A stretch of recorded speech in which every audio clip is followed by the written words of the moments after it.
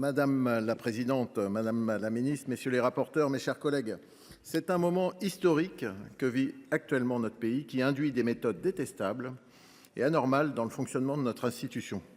Ainsi, des amendements du gouvernement déposés à la hussarde à midi et quart au dernier moment sans partage ni respect, on parle ici quand même de presque 290 millions d'euros. Les comptables ont pris le pouvoir, madame la ministre, sur les élus, sur les ministres. Hier, sur la mission sport, même les pur sang défenseurs de la défense de la dépense ont refusé l'obstacle. Ainsi, l'amendement du gouvernement est tombé à l'unanimité hier soir sur la mission sport. En ce qui concerne l'agriculture, vous connaissez la situation désastreuse que j'ai déjà trop souvent décrite. Notre groupe entend bien sûr la nécessité de participer à l'effort budgétaire face à la situation financière de notre pays, mais je vous en prie, restons quand même équitables et respectueux dans l'examen des missions de ce ministère et ne tombons pas dans la caricature comptable du hachoir de Bercy. Pour la France, il faut un budget raisonnable. Et pour les agriculteurs, confrontés à de nombreux aléas, il faut un budget tout aussi raisonnable. Gage du respect et du soutien promis par l'ancien Premier ministre Gabriel Attal, ainsi que l'ancien ministre de l'Agriculture, Marc Fesneau. Je pense aux éleveurs confrontés aux questions sanitaires, je pense aux céréaliers confrontés aux aléas climatiques, je pense aux viticulteurs confrontés à une conjoncture structurelle désastreuse. Madame la ministre, je tiens ici à vous remercier car je sais combien vous avez mis toutes vos forces et votre poids politique pour défendre ce budget. Mais aujourd'hui, nous traînons un boulet, celui d'un budget pour la France construit par un ancien ministre de l'Agriculture, devenu ministre du Budget, puis des Affaires courantes du budget, suite à une dissolution reconnue comme catastrophique et qui ne fera pas le service après-vente, parti sous d'autres cieux.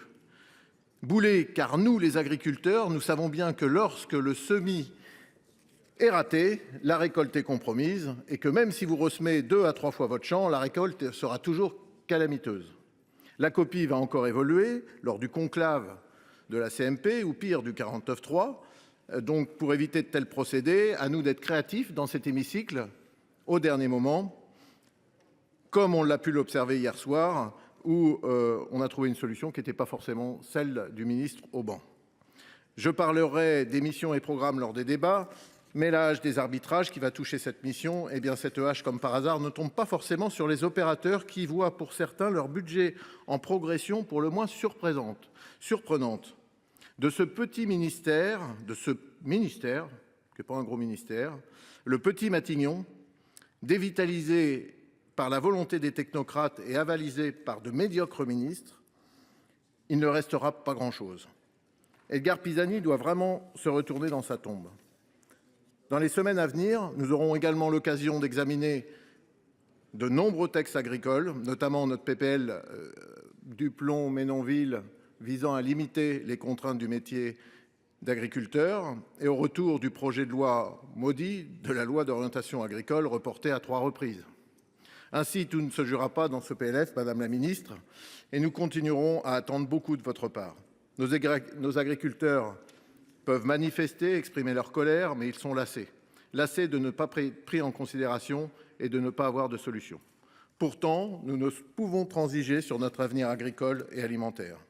Ainsi, dans cette période budgétaire inédite, le groupe des Indépendants a une ligne claire. Nous participerons aux efforts financiers pour 2025, mais nous n'attendrons pas plus longtemps les indispensables réformes. Dans cette optique, bien sûr, nous soutiendrons cette mission.